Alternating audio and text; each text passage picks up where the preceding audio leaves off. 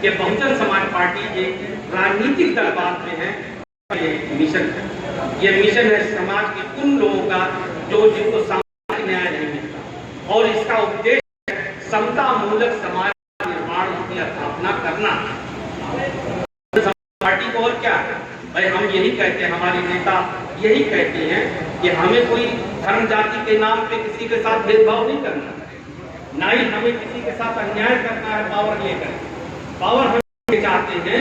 कि हम एक सामाजिक सुव्यवस्था है उसमें हम एक समता मूलक समाज की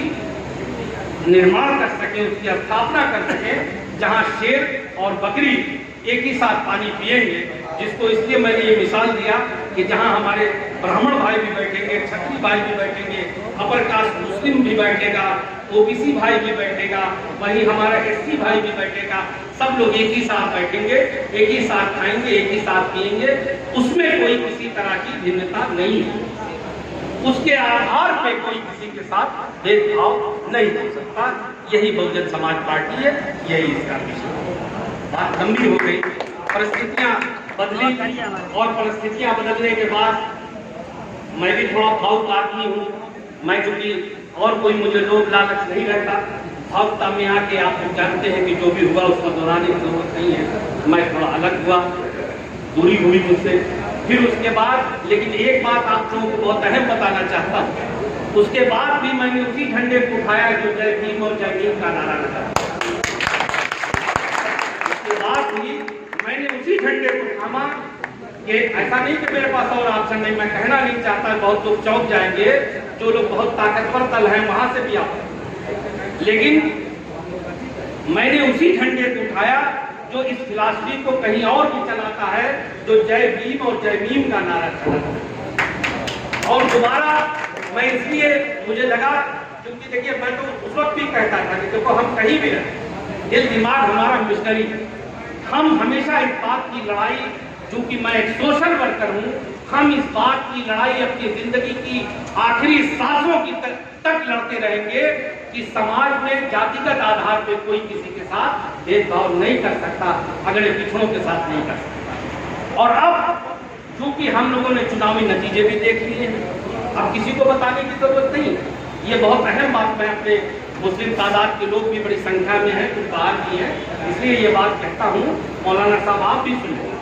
हम लोगों ने बहुत कुछ करके देख लिया, सबने देखा, और हमारे वोटों को खाली हम इस चुनाव में एक मशीन की तरह से इस्तेमाल किए जाते हैं। और वो मशीन क्या है, हम खुद के लिए नहीं लड़ते, हमारा उपयोग राजनीति सिर्फ इसलिए करते हैं कि हमको किसी को हराना, नाम भी लेते हैं उसको हम भाजपा, ये बहुत हम अपने आप में कोई वजूद नहीं है। और मुझे इस बात की भी कहने में शर्म नहीं, मैंने जब मैं मीम से भी लड़ रहा था, MIM से, तभी मैं कहता था कि कहीं तो मुत्तहिद हो जाओ, कभी एक साथ मुत्तहिद हो के एक प्लेटफॉर्म पे खड़े हो, 20% की आबादी है, तभी तो तुम्हारी कोई इज्जत होगी। लेकिन बदकिस्मती है हमारी कि उसमें भी क्या हुआ, पूरे प्रदेश में सबको मालूम है। एक मुबारकपुर की ऐसी सीट है जहाँ मुझे तो इस बात की बड़ी खुशी है, और मैं हालांकि धर्म और जाति के नाम पे शाह आलम भुट्टो जमाली ने कभी वोट नहीं मांगा और मरते दम तक कभी नहीं मांगा, लेकिन मुझे खुशी है इस बात। और मुझे इसके लिए मैं कहूं कि अगर अपने लोगों का, अपनी कौम के लोगों का जूता भी सर पे रखना पड़े तो कोई मुझे उससे परहेज नहीं होगा, क्योंकि शादी में भी जहाँ सपा हर तरफ मुसलमान, क्या भैया हमको भाजपा को हराना या सब पार्टी का, हम तो सपा को देंगे। मुबारकपुर में मैंने इसी समाजवादी पार्टी को धूल चटाया, इसी समाजवादी पार्टी, वो ऐसे कि हर मुस्लिम डोमिनेटेड बेल्ट में मैंने इनको बड़े मार्जिन से हराया।